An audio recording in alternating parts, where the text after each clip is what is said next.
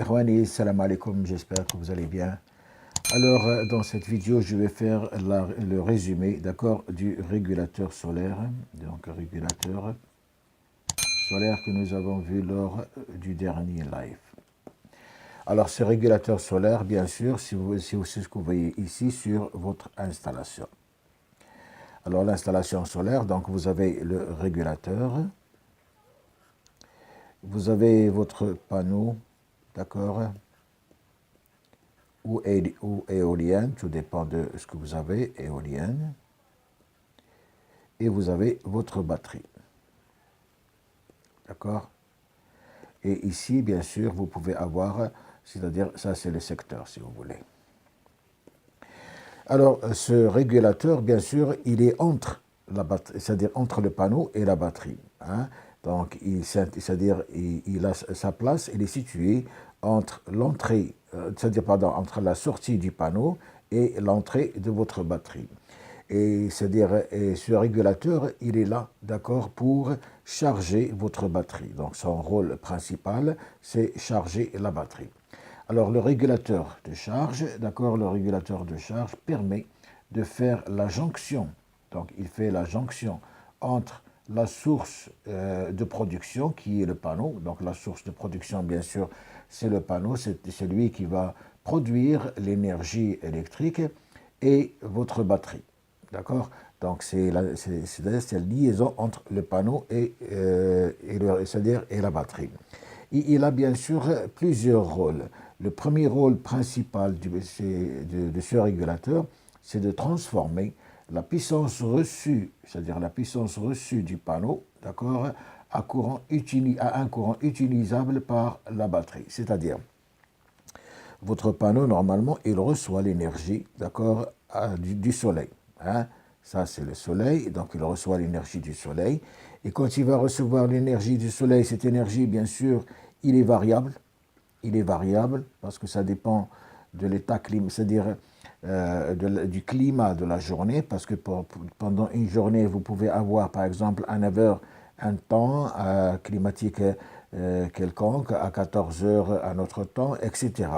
Donc, ça veut dire que vous allez avoir une puissance qui va être variable. Et quand je dis puissance variable, ça veut dire que le courant, il est variable. Donc, vous allez avoir un courant qui est variable. Et bien sûr, ce courant variable, il va devoir traverser, c'est-à-dire le régulateur, et puis partir vers la batterie. Alors, le régulateur, lui, pour stabiliser, si vous voulez, c'est-à-dire pour faire charger votre batterie d'une manière convenable, pour qu'il n'y ait pas de perturbation au niveau de votre batterie, c'est-à-dire il va transformer ce courant, d'accord, il va le transformer en un courant utilisable. C'est ça ce qu'on appelle, donc, transformer la puissance reçue du panneau à un courant utilisable par la batterie. C'est très important, hein, ce rôle. Deuxièmement, il va protéger, c'est-à-dire la batterie, contre une charge trop élevée. Il ne va pas y avoir de charge trop élevée ou insuffisante, hein. Il va charger la batterie d'une manière correcte. Il va assurer sa charge, c'est-à-dire du commencement jusqu'à la fin, sans perturbation, sans rien. Il va c'est-à-dire protéger votre générateur d'électricité, hein, des retours. C'est-à-dire que le courant, normalement, le courant batterie, il est fort, il est important, le courant batterie, important. Ce qui fait, dans le cas où il y a un retour de courant, alors ce retour de courant, il va traverser le régulateur, et c'est-à-dire si le régulateur, c'est-à-dire ne fait pas sa fonction, ou s'il n'existe pas, qu'est-ce qu'il va y avoir? Ce courant va partir vers le panneau, il va le détériorer.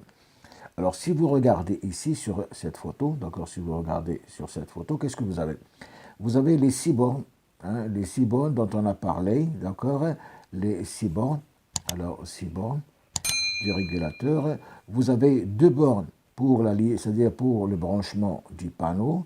Les 2 autres bornes, c'est-à-dire c'est la sortie pour aller alimenter la batterie. Vous avez les bornes ici pour vos équipements de 12 volts et vous avez ici, vous voyez, vous avez une mise à la terre. Alors cette mise à la terre, elle est importante. C'est tel, en cas de retour du courant, le régulateur il va faire échapper ce courant vers la terre et ainsi il va protéger votre panneau contre, c'est-à-dire les retours d'électricité. ici, je vous montre tout simplement le symbole, d'accord, le symbole, d'accord, de votre, du régulateur. Donc, ce régulateur, normalement, il va, c'est-à-dire recevoir du courant DC et faire sortir du courant DC. Ensuite et enfin, d'accord, il va adapter la tension. C'est normal, si vous avez une batterie qui va se charger à 12 volts, il va vous donner 12 volts. 24 volts, il va vous donner 24 volts. 48 volts, il va vous donner 48 volts. Donc, il va assurer une bonne tension pour votre batterie. Alors ça, d'une part. Voyons maintenant les types de régulateurs qui existent. La dernière fois, nous avons dit qu'il y a 3 types de régulateurs. Vous avez le régulateur analogique, d'accord, analogique. Alors, ce régulateur, c'est un régulateur de bricolage, d'accord. Donc, je ne vais pas en parler parce que c'est un régulateur qui existe sur le marché. Tout le monde peut s'en procurer. Vous allez réaliser votre charge manuelle, si vous voulez, c'est-à-dire vous allez assister votre charge. Vous avez ce qu'on appelle par le régulateur PWM. Alors, le PWM, d'accord, c'est le régulateur que vous voyez ici. Donc, ce régulateur également, il a les 6 bornes comme le régulateur, c'est-à-dire les 6 bornes dont on a parlé. Vous avez les bornes panneaux, d'accord, les bornes panneaux. Vous avez les bornes batterie, d'accord, et vous avez les bornes pour votre, c'est-à-dire utilisation, les utilisations 12 volts. D'accord. Alors, ce régulateur, bien sûr, il est pas cher, il n'est pas cher, d'accord, pas cher. Seulement, il est utilisé pour des puissances allant jusqu'à 150 watts. C'est-à-dire qu'il est utilisé pour des petites puissances. Donc, le régulateur PWM, il est beaucoup plus contraignant que le régulateur MPPT. Nous allons voir ça par la suite. Donc, il a l'avantage d'être moins cher. C'est ça qui est important. Il ne peut fonctionner qu'avec un seul panneau de 36 cellules en 12 volts, d'accord, ou un seul panneau de 72 cellules en 24 volts. Alors, qu'est-ce que ça veut dire? On va avoir, par exemple, une tension, une batterie que nous allons charger avec une tension de 12 volts. Ça veut dire que je dois prendre un panneau de 36 cellules, d'accord?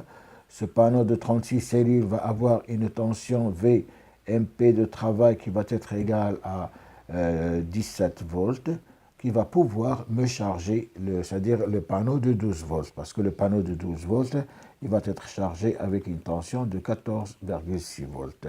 Si par exemple j'ai une batterie, d'accord, 24 volts, à ce moment-là, je vais prendre un panneau de 72 cellules, d'accord, et ce panneau de 72 cellules, il a une tension VMP qui est égale à 33 volts, qui va pouvoir me charger ce panneau de 24 volts parce que la tension de charge, elle est de 28 volts. D'accord? Donc, ce régulateur ne peut travailler qu'avec un seul panneau. C'est pour ça que, c'est-à-dire, il est limité et c'est un régulateur qui est fait uniquement pour les puissances, d'accord, qui ne vont pas dépasser 150 watts. Alors, le régulateur le plus... vous pouvez toujours travailler avec ce régulateur convenablement parce qu'il va charger votre batterie d'une manière convenable. Et ce que j'ai oublié de dire, c'est que ces batteries, c'est-à-dire ces régulateurs, attention, ces régulateurs n'assurent pas la décharge. J'ai oublié de vous dire ça, d'accord? Je vais le mentionner ici, d'accord? En nota bene, d'accord? Les régulateurs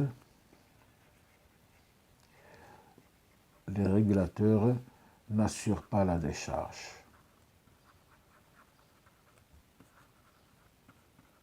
C'est-à-dire qu'ils ne sont pas, responsables de la décharge. Ils ne contrôlent pas la décharge. Une fois votre batterie elle est déchargée, s'il n'y a pas un moyen qui va détecter cette décharge, le régulateur il ne va pas la détecter. C'est pour ça qu'en général, on utilise ce qu'on appelle par le moniteur. Alors, ce moniteur, bien sûr, c'est lui qui va détecter cette décharge et donner l'ordre au régulateur de charger.